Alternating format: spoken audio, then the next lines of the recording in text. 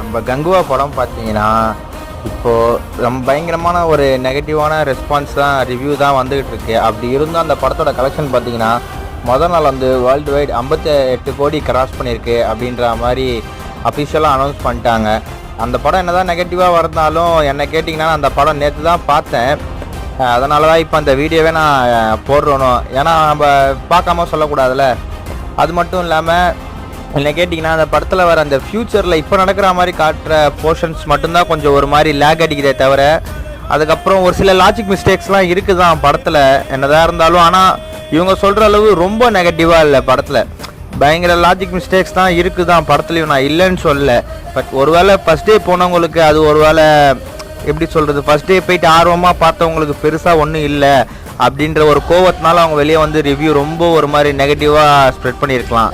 But என்ன கேட்டிங்கன்னா நீங்கள் சொல்கிற அளவுக்கு ஒன்றும் இல்லை. கங்குவா